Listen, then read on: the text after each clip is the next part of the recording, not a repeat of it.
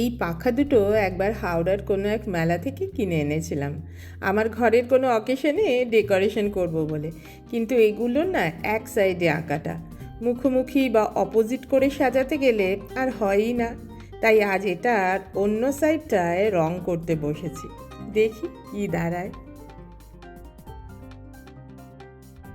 আর তো এই কাল বাদ পরশুই মহালয়া, পুজোর আমেজ তো চারিদিকে।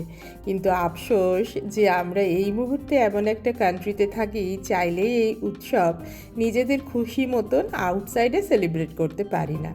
কান্ট্রির অনেক ধরনের রেস্ট্রিকশন আছে, কিন্তু বাঙালির মন কি আর এই সময় চুপ করে বসে থাকবে বলো? বাইরে করতে দেয় না তো কি আছে, ঘরের মধ্যেই সাজিয়ে গুছিয়ে পুজোর আমেজ তৈরি করে নিলেই হলো। আর আজ তারই প্রস্তুতি নিচ্ছি। এই যে কেমন হচ্ছে বলো। হলুদের ওপর ফুল ফুল করে নিলাম, আর লাল রঙটার ওপরেও হলুদ দিয়ে আঁকিবুকি করে দেব।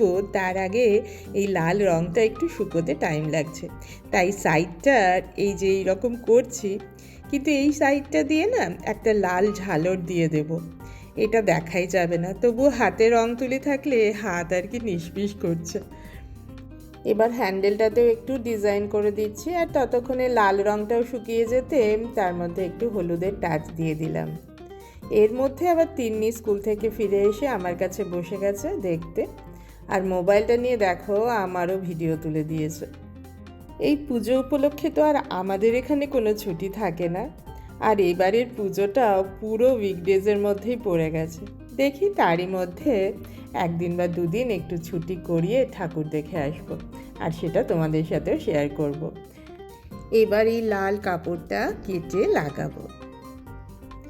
পুজো মানেই তো এই কটা দিন একটু স্পেশাল করে সাজগোজ করা, সবাই মিলে একসাথে হয়ে গল্প আড্ডা, আর তার সাথে জমিয়ে খাওয়া দাওয়া।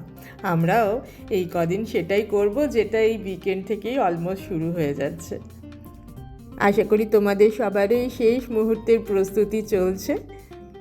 আমার এই একটা পাখা তো এই কমপ্লিট হচ্ছে, আর একটা পাখাও করে নেব। তারপর সেটা কিভাবে ডেকোরেট করছি সেটা নিয়েও আসছি আমার পরবর্তী ব্লগে। পুজোর আগাম শুভেচ্ছা তো জানাচ্ছি, তার আগে এই শুভ মহালয়ার আন্তরিক প্রীতি, শুভেচ্ছা ও অভিনন্দন সবাইকে। এই পাখার ডিজাইনটা কেমন হলো আমাকে জানিও প্লিজ। তাহলে দেখা হচ্ছে আবার আমার পরবর্তী ব্লগে। সবাই খুব ভালো থেকো, টাটা।